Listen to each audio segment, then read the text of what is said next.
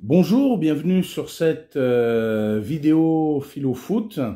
Bon ben là on est lundi matin. J'ai pas voulu faire la vidéo philo foot à chaud parce qu'hier bon c'était quand même une sale journée au niveau football.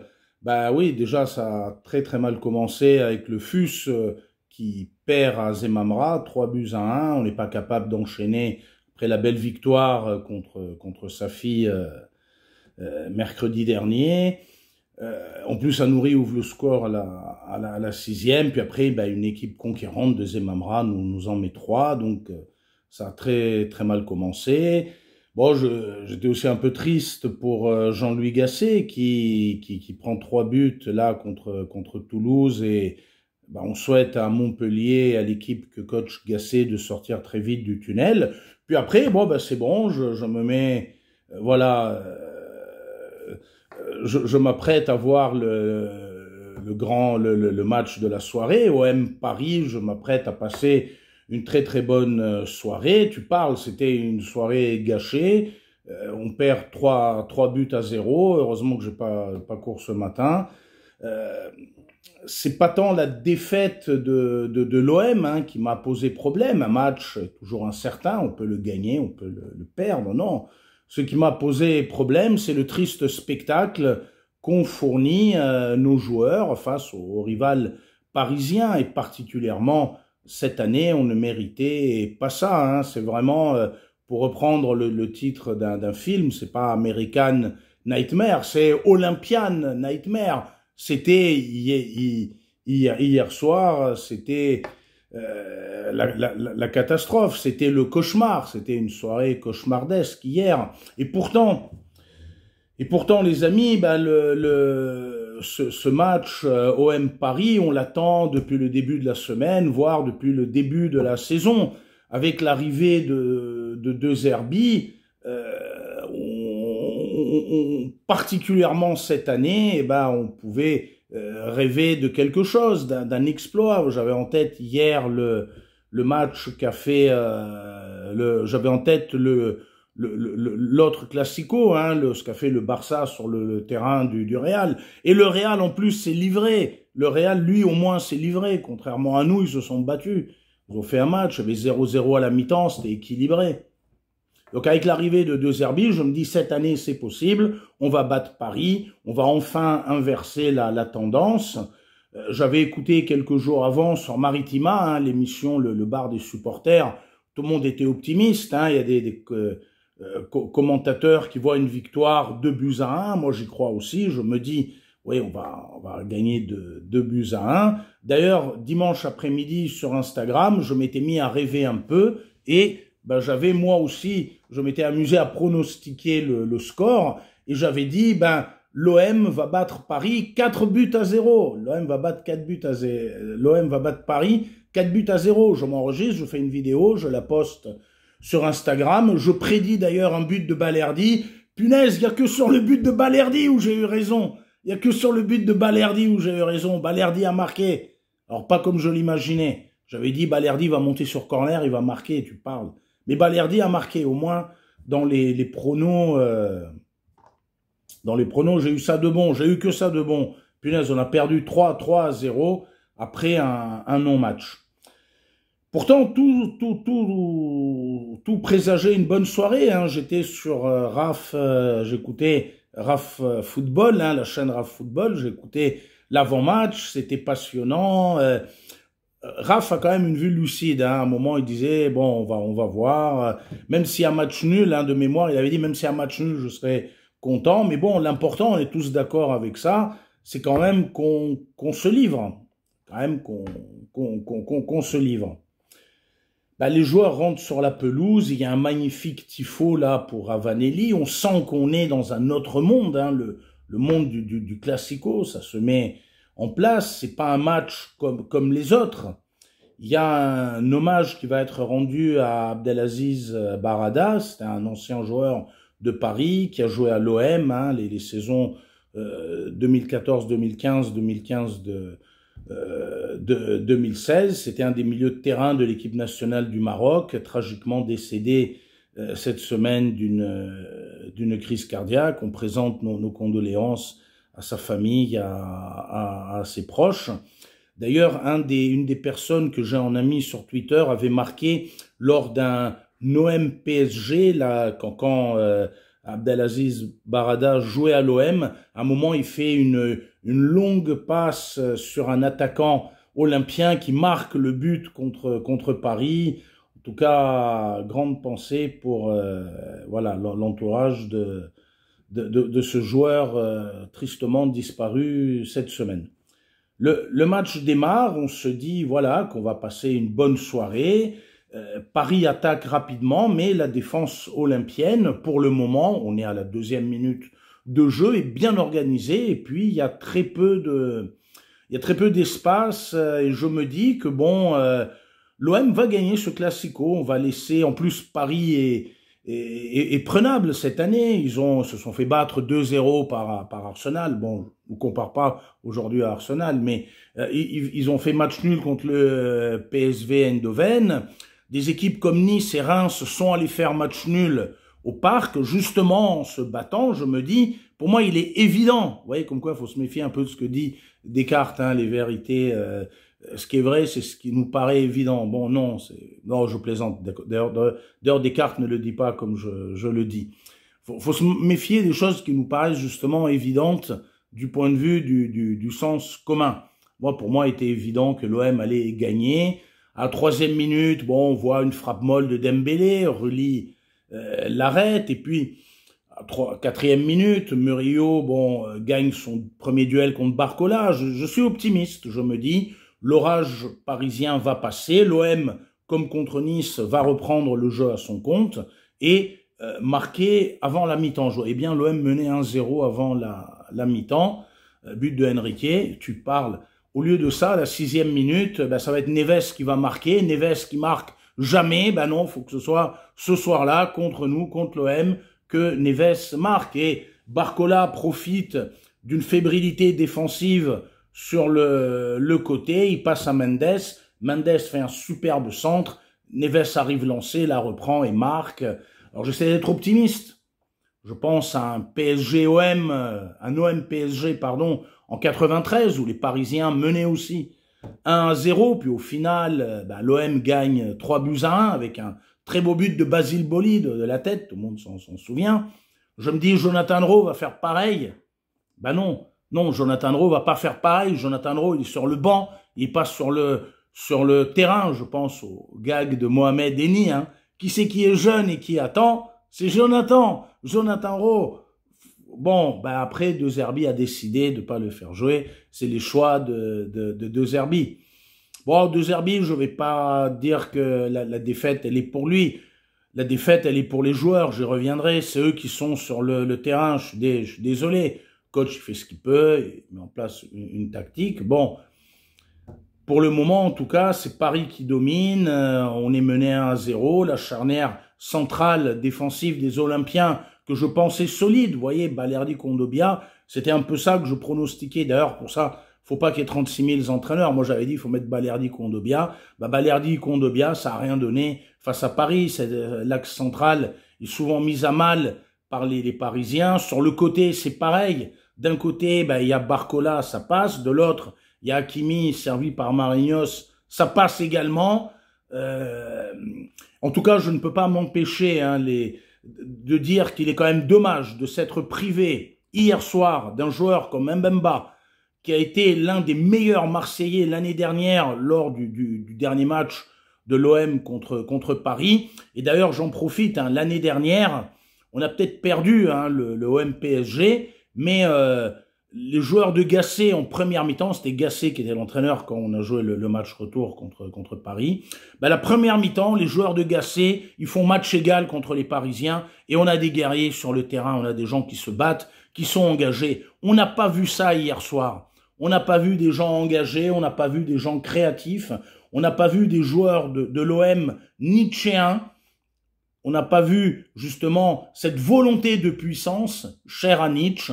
On n'a pas vu cette création, on n'a pas vu des artistes hier sur le terrain, je parle côté marseillais.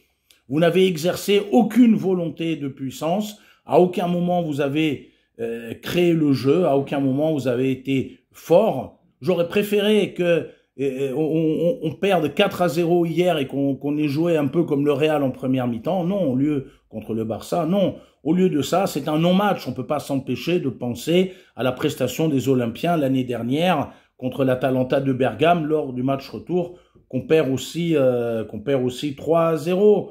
Et les tentatives de réagir de l'OM en première mi-temps, elles sont fébriles. Après le but, Wai, à la 12e, hein, il tente un peu de faire quelque chose, de faire des tirs un peu timides, mais ça donne rien du tout. Greenwood, à un moment, il sert Enrique, qui peut pas la reprendre dans la surface. Et le problème, c'est que c'est à peu près tout du côté marseillais. Alors moi, je souris un peu à ceux qui me disaient en début de saison qu'un joueur comme Greenwood, qui est au-dessus des autres, il va être décisif lors du match contre le PSG, etc. En football, il faut être très prudent quand on fait des pronostics, des prévisions. Par contre, je ne changerai pas une virgule. Le texte que j'avais fait sur Greenwood pour Peuple Olympien, les termes du débat, fin août, début septembre, et je ne me serais pas non plus enflammé si Greenwood avait marqué 2 ou 3 buts hier soir. Par contre, hier soir, il n'a pas effectivement été le joueur décisif que beaucoup prédisaient. On va voir la suite. Alors après, on me dit, ouais, à la 20e minute, c'est le tournant du match, Harit prend un carton rouge. Oui, le carton rouge est sévère, à mon avis. Après, je suis pas arbitre, je suis pas sur le terrain, moi je suis spectateur. Je regarde le match en spectateur. Pour moi, c'est sévère. Harit est expulsé. Mais je suis désolé, pour moi, c'est pas là le tournant du match. Marseille est insipide, que ce soit à 11 ou que ce soit à 10. Après l'expulsion d'Harit, les choses ne sont pas vraiment différentes. Je vois pas une grande différence de la prestation olympienne après l'expulsion de Harit. Non, le tournant du match, pour moi, il est à la 28e minute, quand et en plus, voilà, là, à 28e minute, c'est Paris qui a la possession de balle, c'est Paris qui domine, et nous, on n'est pas à la hauteur. Et à la 28e minute, c'est là où il y a le tournant du match, sur une action, mais alors complètement anodine, il n'y a aucun danger sur le but de Rulli, il y a une mésentente entre Balerdi et Rulli, voilà, Balerdi a la balle, et Balerdi marque contre son camp. On se croirait dans un film de Woody Allen, c'est pas possible. Un tel manque de concentration à ce niveau de jeu, c'est surréaliste. Dans les tribunes, oui, dans les tribunes, c'est la stupeur. Personne n'aurait pensé à ce type de scénario. Et c'est ça, je pense, qui nous fait mal de voir ce non-match, aucune construction de jeu, des maladresses de ce type-là. Et puis Paris, voilà, Paris qui domine outrageusement, sereinement. On a l'impression qu'il force pas Paris. C'est un match à l'entraînement où on met en place une tactique en vue justement d'un match important à venir. Ils sont sereins, les Parisiens, ils sont à l'aise. Ils sont chez eux, ils l'ont dit à un moment. Donnarumma aurait pu amener des mots croisés ou ses écouteurs pour tuer le temps. À la 35e minute, en plus, je reprends espoir. Mon fils me dit, ouais, l'OM a marqué, parce que au Maroc, en fait, il y a un décalage entre la télé et Internet de 2 minutes. Donc, des fois, quand on veut voir des infos, on va sur Internet et on a les infos à l'avance. Et mon fils me dit, ouais, l'OM a marqué. Je suis hyper content. Je me dis, à 2-1, tout est possible. En fait, non. Il m'a fait une blague parce que je l'avais chambré, lui, pour le Real. Je l'avais chambré quand le Barça a gagné 4-0 et du coup, lui, il m'a fait une blague. Et en fait, non, il y a toujours 2-0 et nous, on est toujours aussi insipides sur le terrain, même pire, à la 39e. Il y a un moment, Dembélé, il tire, Rulli repousse, Dembélé reprend, centre sur Barcola qui marque le 3e but. À la mi-temps, il y a 3-0 et puis... quoi